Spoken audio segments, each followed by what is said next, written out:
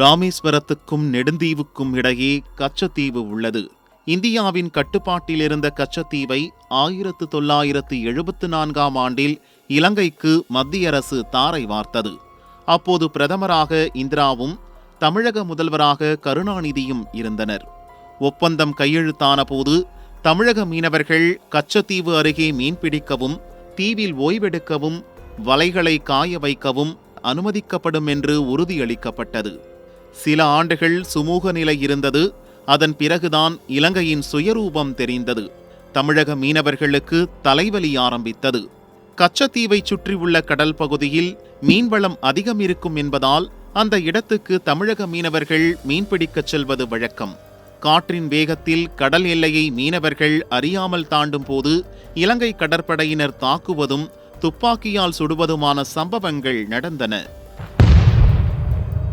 1983 August 13 நமது மீனவர்கள் மீது இலங்கை கடற்படை முதல் முறையாக தாக்குதல் நடத்தியது.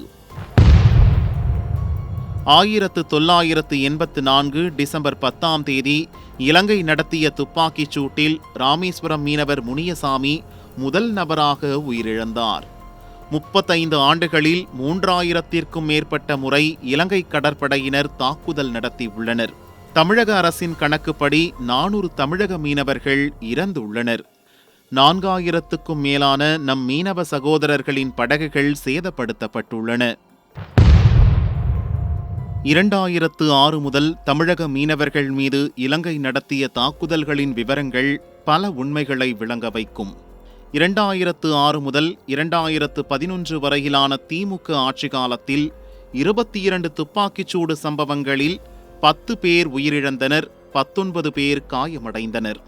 2011 முதல் 2018 வரையிலான அதிமுக ஆட்சி காலத்தில் 4 துப்பாக்கிச்சூடு சம்பவங்களில் ஒருவர் உயிரிழந்தார், 3 பேர் காயமடைந்தனர்.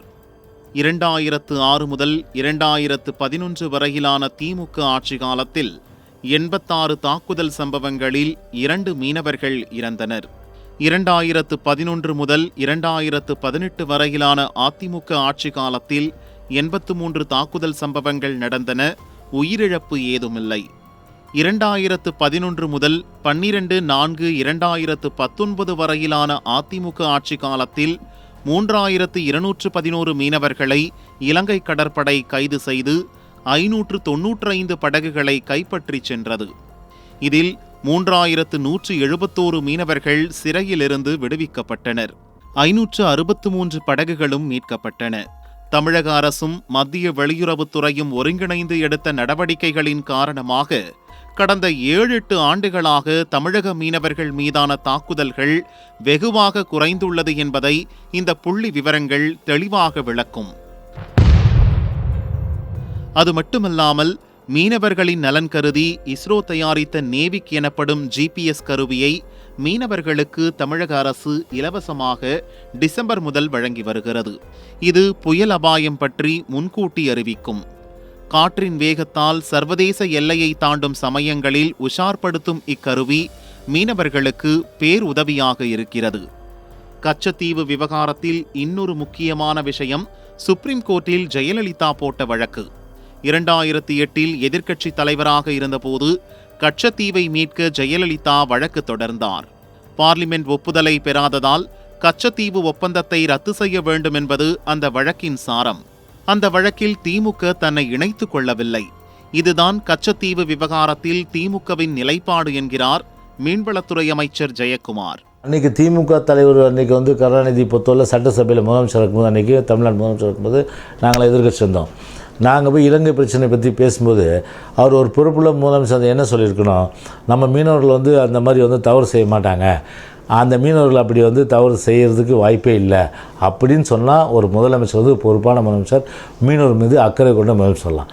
ஆனால் மாறா என்ன சொன்னார்னா பேராசை கொண்ட மீனவர்கள் எல்லையை தாண்டுறாரு. இன்றைக்கும் அந்த குறிப்பில் இருக்குது. அதாவது இப்போ பழமொழின்னு சொல்லுவாங்க, பெல்லியும் கிளியிட்டு தொட்டிலையும் ஆட்டுற கதைன்னு சொல்லுவாங்க. அந்த மாதிரி கச்சத்தீவை முழுமையாக தாரை வார்த்து கொடுத்தது திமுக உலகத்துக்கே தெரியும். ஆனால் அப்படி தாரை வார்த்துட்டு இன்றைக்கி சுப்ரீம் கோர்ட்டில் கேஸ் இருக்குது. அதில் அம்மா போட்ட கேஸ்லேயே தன்னை ஒரு வாதியாக சேர்த்துக்கொள்கிறதுக்கு ஒரு வழி இல்லை. இப்போ வந்து அறிக்கையில் வந்து இது கச்சத்தீவு மீட்கிறாருன்னா எந்த அளவுக்கு வந்து இவரை பொறுத்தவரை வந்து ஒரு பெரிய அளவுக்கு வந்து ஒரு சிறந்த ஒரு நாடகவாதி, ஒரு மக்களை ஏமாற்றுகின்ற மோசடி பேர்கள் என்பது நிச்சயமாக மீனவர்கள் உணர்கின்றார்கள். இலங்கையிடமிருந்து கச்சத்தீவை மீட்கும் வரை தமிழக மீனவர்களின் அவலநிலை மாறாது என்பது நிஜம். கச்சத்தீவை மீட்டெடுப்போம் என்று அதிமுக, திமுக இரண்டும் வாக்குறுதி அளித்துள்ளன. பொறுத்திருந்து பார்ப்போம்.